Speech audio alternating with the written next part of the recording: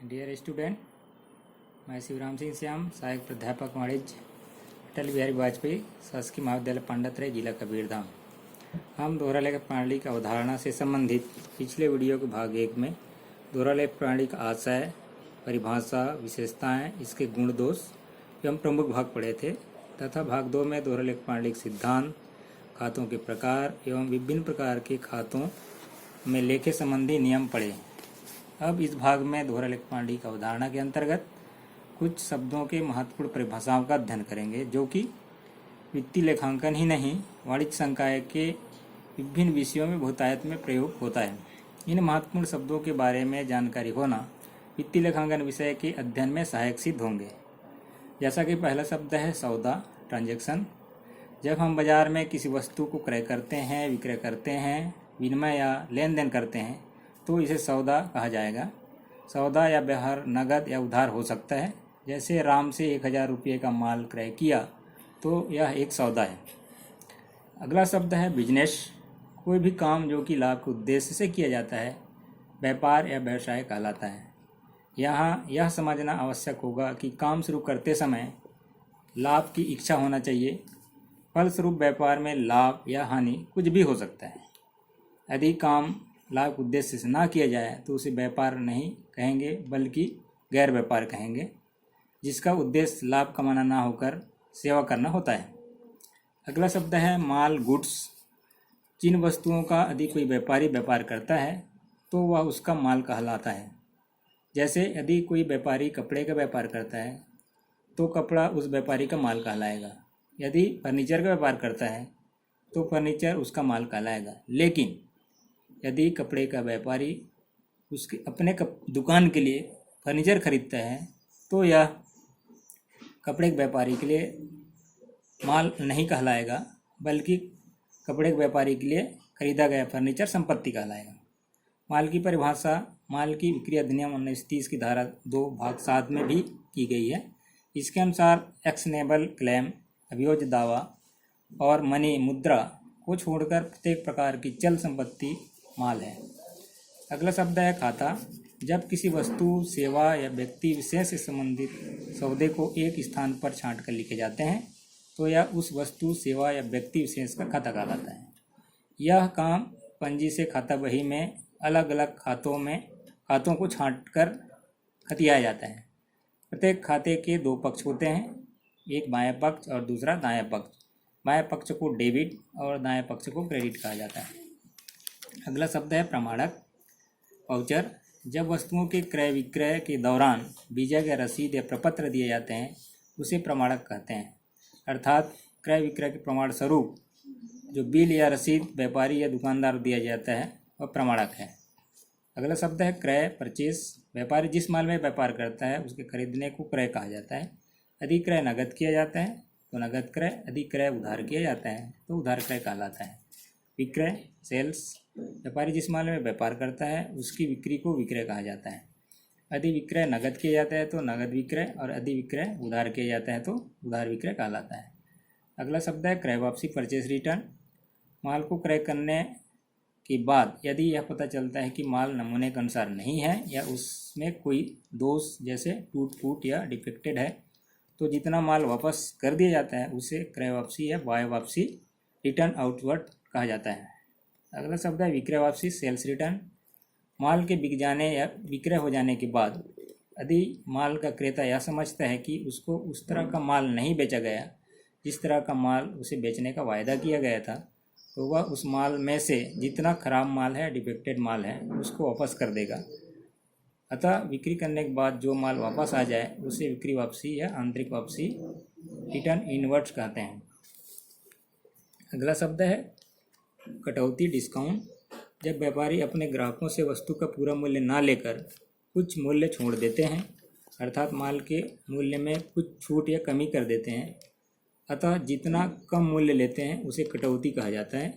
जैसे 1000 रुपये के सामान का विक्रय किया जाए और ग्राहक से 950 रुपये का पूर्ण भुगतान के रूप में लिया जाए तो 50 रुपये को कटौती कहा जाएगा।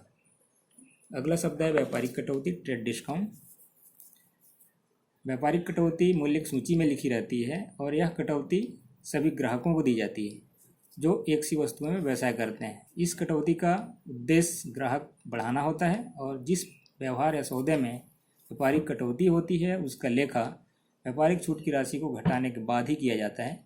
जैसे 1000 के विक्रय मूल्य में यदि 50 रुपये व्यापारिक कटौती है तो 1000 में से 50 रुपये घटाकर 950 रुपये का ही लेखा किया जाएगा। अगला शब्द है विशेष कटौती, स्पेशल डिस्काउंट। व्यवसायी द्वारा यह कटौती केवल उन्हीं ग्राहकों को दिए जाते हैं जो स्थायी ग्राहक बन जाते हैं, क्योंकि इस कटौती का मुख्य उद्देश्य ग्राहक को स्थायी ग्राहक बनाना होता है। यह बहुधा नए ग्राहकों को या व्यक्तियों को नहीं दी जाती है। अगला शब्द है नगद कटौती, कैश डिस्काउंट। नगद कटौती उन व्यापारियों को दी जाती है जो कि एक निश्चित तिथि के पूर्व मूल्य का भुगतान नकदी में कर देते हैं। इस प्रकार हो सकता है कि एक स्थायी ग्राहक को ये तीनों प्रकार की कटौतियाँ मिल जाए, क्योंकि व्यापारिक कटौती तो सभी ग्राहकों को दी जाती है और विशेष कटौती स्थायी ग्राहकों को दी जाती है। तीसरा, नगद कटौती यदि स्थायी ग्राहक द्वारा समय पूर्व मूल्य का भुगतान नकदी में कर दे तो यह कटौती प्राप्त कर सकता है। इस प्रकार एक स्थायी ग्राहक तीनों प्रकार की कटौती प्राप्त कर सकता है। अगला शब्द है पूंजी, कैपिटल। पूंजी के बिना व्यवसाय की कल्पना नहीं की जा सकती। पूंजी उस धनराशि या माल को कहा जाता है जिसे व्यवसाय का स्वामी अपने व्यवसाय में लगाता है। पूंजी से ही व्यवसाय प्रारंभ किया जाता है। जैसे 50,000 रुपये से व्यापार प्रारंभ किया तो इसकी पंजी प्रविष्टि होगी रोकड़ खाता विकलन पूंजी खाते से। अगला शब्द है आहरण, ड्राइविंग। व्यापारी द्वारा अपने निजी प्रयोग के लिए जो व्यापार से जो माल या रोकड़ निकालता है उसे आहरण कहा जाता है। आहरण की राशि को पूंजी में से घटाकर चिट्ठे के दायित्व पक्ष में लिखा जाता है। अगला शब्द है दायित्व, लायबिलिटीज। वह धन जो कि व्यापारी को दूसरों को देना है व्यापारी का दायित्व कहा जाएगा, जैसा कि देय बिल, ऋण एवं अधिविकर्ष आदि। अगला शब्द है संपत्तियां, एसेट्स। संपत्तियों में वे सब वस्तुएं आती हैं जो व्यापार के संचालन एवं लाभ के लिए स्थायी या अस्थायी रूप से दीर्घ अवधि या लंबे समय तक काम आती हैं, जैसे भूमि, भवन, फर्नीचर, रोकड़ आदि। अगला शब्द है अप्राप्य या सुदृढ़, बैड डेबिट्स। उधार बिक्री की राशि या उधार दिया हुआ धन जो किसी प्रकार वसूल नहीं होता है और ना वसूल होने की संभावना होती है, तो उतने राशि या धन को जितना वसूल नहीं हो सका अप्राप्य या सुदृढ़ कहा जाता है। अगला शब्द लेनदार, क्रेडिटर्स। व्यापारी द्वारा उधार क्रय की दशा में व्यापारी द्वारा जिस व्यक्ति, फर्म, संस्था, कंपनी आदि को उधारी की राशि चुकाना होता है तो वे व्यक्ति, फर्म, संस्था, कंपनी व्यापारी के लेनदार कहे जाते हैं। अर्थात ये सब व्यापारी से रुपये लेंगे, अतः ये व्यापारी के लेनदार हैं। अगला शब्द है देनदार, डेप्टर्स। जिस व्यक्ति, संस्था, फर्म, कंपनी आदि से उधार दिए हुए माल का मूल्य या धन व्यापारी को वसूल करना होता है वे व्यक्ति, संस्था, फर्म, कंपनी आदि उस व्यापारी के देनदार होते हैं। अर्थात ये सब व्यापारी से व्यापारी को रुपये देंगे, अतः ये व्यापारी के देनदार हैं। अगला शब्द है रहतिया, स्कंद या स्टॉक। खाते बंद करने की तिथि पर जो माल व्यापारी के पास बिना बिका हुआ या बिना प्रयोग हुआ रह जाता है उसे रहतिया या स्कंद या स्टॉक कहा जाता है। अगला शब्द है जीवित स्टॉक, लाइव स्टॉक। व्यापारी में जो पशु, बैल या घोड़े आदि संपत्ति की तरह प्रयोग किए जाते हैं। व्यापार में जो पशु, बैल एवं घोड़े आदि संपत्ति की तरह प्रयोग किए जाते हैं उन्हें जीवित स्टॉक कहा जाता है। अगला शब्द है मृत स्टॉक, डेड स्टॉक। व्यापार के संचालन के लिए जो संपत्तियां निरंतर प्रयोग किया जाता है उन्हें मृत स्टॉक कहा जाता है, जैसे मशीनरी, फर्नीचर, भवन आदि। इस प्रकार यूँ कहें तो और भी अनेक महत्वपूर्ण वाणिज्यिक शब्द हैं जिसके बारे में पूर्ण जानकारी रखना विषय को समझने में सहायक सिद्ध होगा। दोहरा लेखक प्रणाली की अवधारणा के संबंध में मेरे द्वारा ये 3 पार्ट में पार्ट 1, पार्ट 2, पार्ट 3 में वीडियो लेक्चर बनाया गया है। इसका संदर्भ स्रोत डॉक्टर एस.एन. शुक्ल, पूर्व dean, faculty of commerce, Kanpur विश्वविद्यालय कानपुर द्वारा लिखित पुस्तक वित्तीय लेखांकन जो छत्तीसगढ़ राज्य के विभिन्न विश्वविद्यालयों के बीकॉम प्रथम वर्ष हेतु साहित्य भवन आगरा द्वारा प्रकाशित है का रेफरेंस लेकर एवं अध्ययन कर बनाया गया है। धन्यवाद।